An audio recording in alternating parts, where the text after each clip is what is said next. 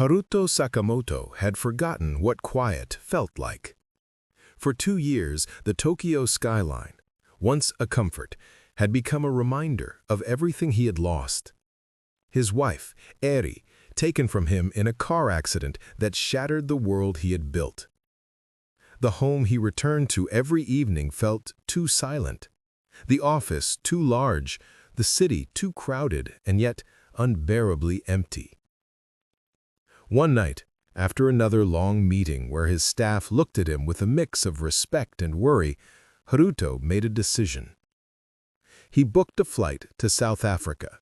No business agenda, no entourage, just a distant place where no one knew his story.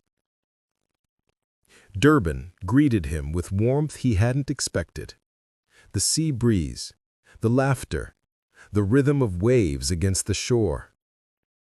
On his third morning, he wandered into a small beachfront coffee shop, pulled in by the earthy smell of roasted beans and sun-warmed wooden countertops. The place buzzed with life, local students laughing, a surfer still dripping seawater ordering an iced latte, soft jazz humming through hidden speakers. For the first time in a long time, Haruto felt something like ease. He approached the counter and ordered a cappuccino, patting his jacket pocket out of habit. His hand froze. His wallet wasn't there. It wasn't in any other pocket either. His heart thudded. Embarrassment swept over him. He imagined the barista's confusion, the line behind him growing impatient. Before he could form the words, "I'm so sorry, I think I left my wallet at my hotel," a warm voice spoke from beside him. "Don't worry, I've got it." Haruto turned, and the world paused. Standing there was a woman with glowing medium-brown skin and soft curls framing her face. Her eyes were gentle but strong, like she carried entire stories behind them. Her smile was warm, almost sunshine-like, calming his flustered breathing. "Really, it's okay," she said with a playful shrug. "It's just coffee." He didn't know what shocked him more, her kindness or the way his chest tightened, as if something dormant had stirred awake. "Thank you," he managed. "But I feel terrible. I didn't mean to—" "It happens," she said. "I'm Naledi." "Haruto," he replied softly. Their drinks came, they stepped aside together, and somehow they didn't separate. Conversation flowed easier than Haruto expected. She told him she was a single mother raising her son, Kamo. She worked as a graphic designer and spent her mornings here before clients started calling. Haruto found himself smiling, genuinely smiling, as he listened. When he spoke about Tokyo, about needing a break, about trying to find himself again, Naledi didn't look at him with pity. She listened with a tenderness that felt safe. He asked if she'd join him for a walk along the promenade. She hesitated, surprised, but said yes. They walked for almost an hour, talking like old friends. The ocean rolled endlessly beside them. Gulls cried overhead, and the world felt wide and warm. Before they parted ways, Haruto insisted on repaying her for the coffee. Naledi laughed. "Well, now you owe me dinner instead," she teased. And before he could overthink, she gave him her number. Their connection grew quickly. Dinner led to long walks through Morningside, to shared jokes, to stories of their pasts.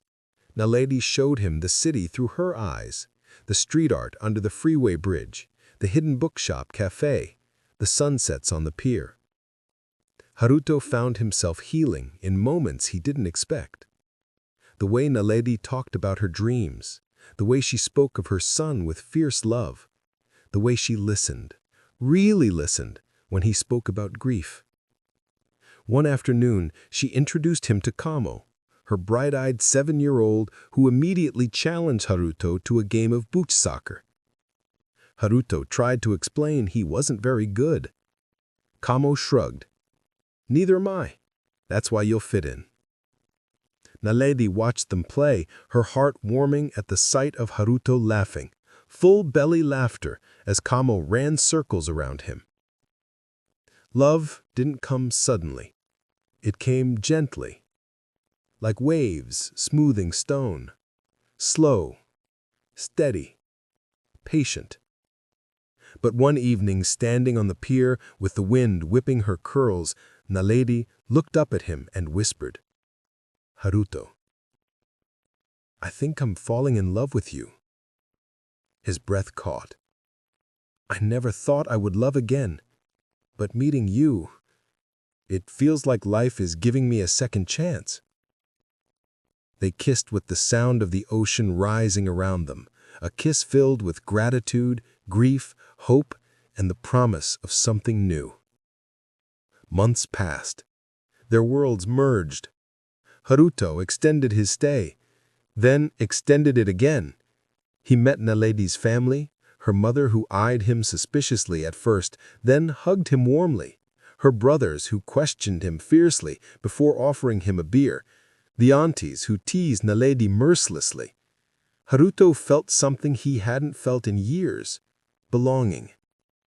He also saw how deeply Kamo needed a father figure and how naturally they fit together, building Legos at the table, discussing dinosaurs, sharing inside jokes Naledi didn't always understand.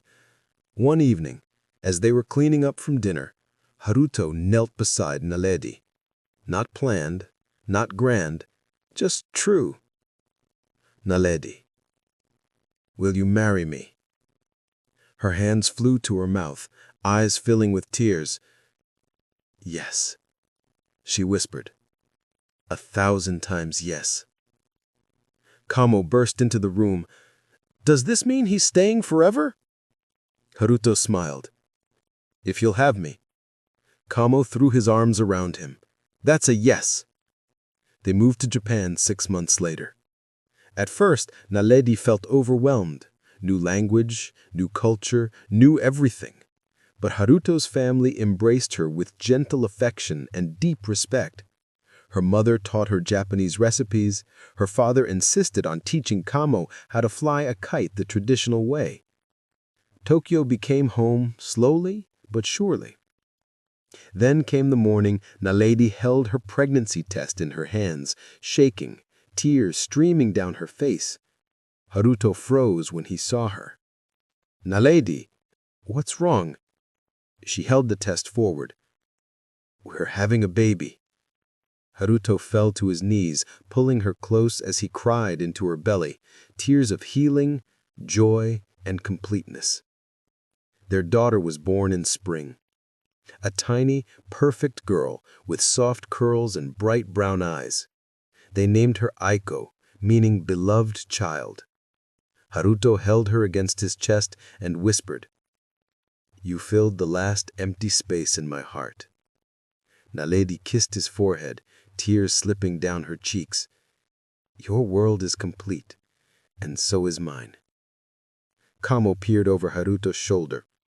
"She's cute," he said seriously, "but she better not touch my toys." They laughed, together, as a family.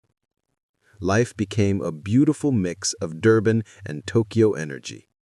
Aiko giggling on tatami mats, Naledi cooking chakalaka beside Haruto's mother, Kamo racing down temple steps with cousins, summer visits back to Durban, winter festivals in Japan, cultures blending, hearts healing, a family thriving. Every now and then, Haruto would walk past the coffee shop, any coffee shop, and smile to himself. A forgotten wallet, a kind woman, a cup of cappuccino, and a love story that saved his life.